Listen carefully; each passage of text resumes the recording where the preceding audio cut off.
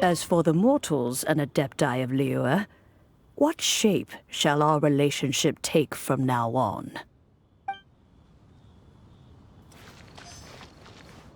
Ah, Rex Lapis. Oh, Rex Lapis.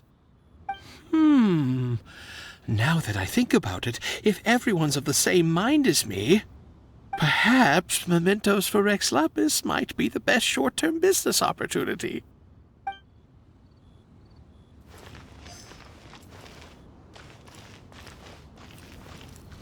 The cleanup of the premises, managing the crowds as they exit, making an account of the rite. There's much that remains to be done. I didn't miss anything, did I?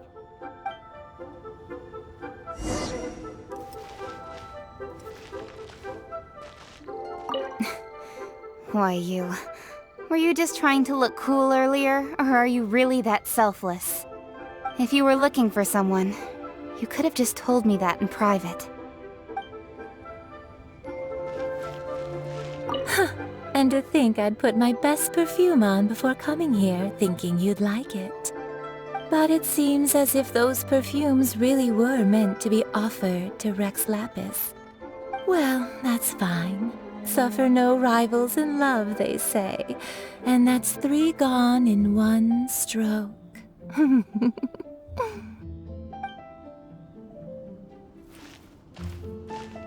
Roping you in was possibly the most masterful move we could have made. I believe that future generations will say so too when our deeds come up for their review.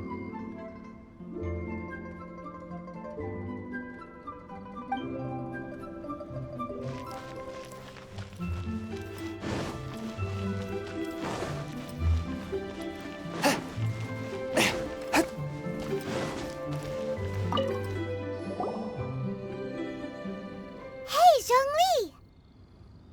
Look at this. Everyone in Liyue is caught up in their emotions, thinking that they'll never see Rex Lapis again. And here you are looking all relaxed. Why would I not feel more at ease after laying down the burden I have borne for 3,700 years? Right. If the 2 of you can spare the time, I should treat you to a meal at the Xinyue kiosk. Ha! That sounds like big talk, Zhongli. Paimon might have believed you if you were treating us to some 3rd-round knockout, but you'd have to pay out your nose just to stand inside Xinyue kiosk. Are you sure you can afford it? You're right. I do like the Mora. As the Rex Lapis Morax, I can easily create Mora. But since I have chosen to walk this earth as the mortal Zhongli, I should abide by the same rules that mortals do.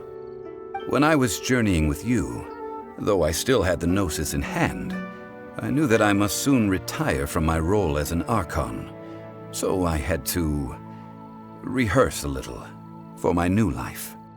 Oh, no wonder! Paimon gets it now. You didn't look at the price tags when we were spending because you've never had to. But since you weren't used to not being able to just make more Mora as and when you wanted to, you had to try becoming a parasite to society who lives off of other people's credit. Well, we were only spending Fatui money. You don't have to say it like that. In the City of Commerce, we do not merely exchange money or goods. We also exchange knowledge, memories, and foresight, as well as positions, roles, and lives. The Archon Morax could never experience life as the true mortal Zhongli could, no matter how many times he descended to be with his people. I must thank you for that. I will treasure the memories that I made as Zhongli, traveling the streets of Liyue with you.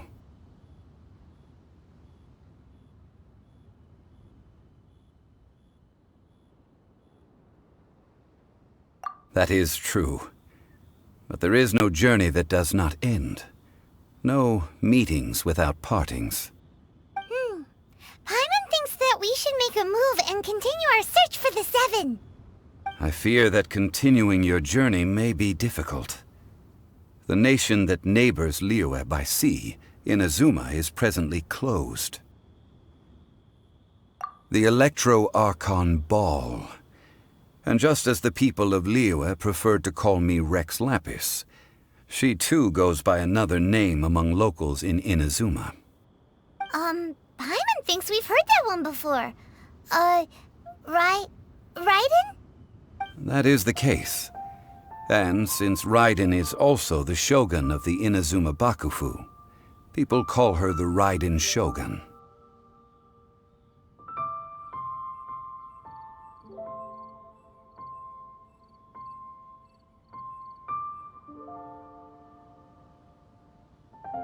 That said, though people at the wharf were saying that the situation in Inazuma is very tense, Paimon doesn't remember that always being the case. It wasn't that bad last year. Zhongli, since you're Rex Lapis, shouldn't you know something about what's happening there? Just how did Inazuma become a closed nation? It's because of visions. Visions? When faced with circumstances beyond their control, humans often bemoan their lack of power. But if a person shows true strength of will at a desperate and fateful moment in their life, the gods will look upon them with favor. This is what visions are. Magical foci bestowed upon those who have been acknowledged by the gods. Uh-huh. That's how people in Teyvat see it. But starting from last year, the Raiden Shogun began promulgating the Vision Hunt Decree. Vision Hunt Decree? Yes. It was an order to seize all visions within Inazuma's borders, and to inlay them upon the hands of a statue of the 1,000-armed, 100-eyed god. They want to seize visions. But why? Aren't visions blessings from the gods? I should think that in the Raiden Shogun's eyes, it is precisely because they are divine blessings that they should be under the sole dominion of divinity. Whoa, that's harsh. The Animo Archon is the god of freedom, and the Geo Archon is the god of contracts. For her part, the Raiden Shogun is the god of eternity. It seems as though she has finally decided to eliminate any unstable elements that could pose a threat to her eternal realm. The fact that even I, the oldest of the seven, have now passed away, will only strengthen her resolve to pursue eternity. Knowing her, she must have again quoted that adage she is most fond of when proclaiming that decree to her people. 7 ideals for 7 gods, and of these, eternity is nearest unto heaven. All right then. Was there anything else you wish to know? Ah, that was a good one. Failing a divine trial. How they came up with that excuse, I will never know. That said, the reason why the Qixing were so eager to resolve the incident and stop pursuing the culprit was indeed because they received news in secret that Rex Lapis was not dead. I hinted as much to the Adepti as well. How did I accomplish that, you ask? Have you ever heard of this particularly convenient Adepti art known as gifting dreams and visions? All right then. Was there anything else you wish to know? Yeah, about that. Before the Qixing made their announcement, we listened to a lot of people talking on the way. Most of them put the blame for everything on Child. These are indeed false accusations. But it remains undeniably true that Child did send people to the Jade Chamber to prevent the Adepti and the Qixing from defeating the ancient god. I've heard that Ningguang is busy milking that for all it's worth on the foreign relations front at the moment, browbeating the envoys of the Fatui. Ha! Those poor Snezhnayan diplomats. If it were not for Child's exalted position as a harbinger, I'm certain that they would have shifted all the blame to him and called for his dismissal by now. All right then. Was there anything else you wish to know? The time of the Adepti has long passed. If even the Liyue Qixing don't want to face that truth, then what future is there for Liyue? Kuching is absolutely right in saying this. Now, though I did laud Ningguang's desire for power, believing this to be a good thing, and thought as a matter of course that she must have been behind the Qixing's plan to take governing power over Liyue from the hands of the gods and Adepti, could the original person who brought up the idea of seizing power have been...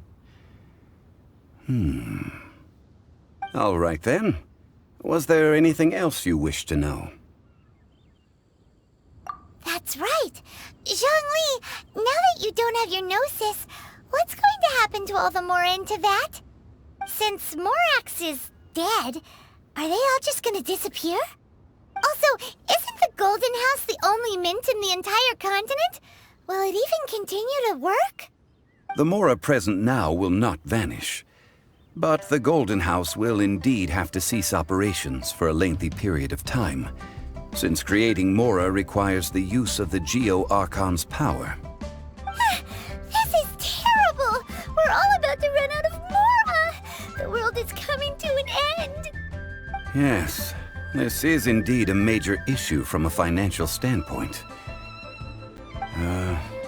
Well, I suppose we'll just leave such troublesome matters to the Liyue Qixing to debate. Then, did you at least set some private funds aside for yourself? Oh, a private fund. This does seem like a good, logical, common-sense idea. It's a shame. What's a shame? It's a shame that I didn't think of it at the time. All right then. Was there anything else you wished to know? Well then, I suppose you'll have to find a way to get inside this closed nation. Have patience. I suspect that some serendipity must first come into play.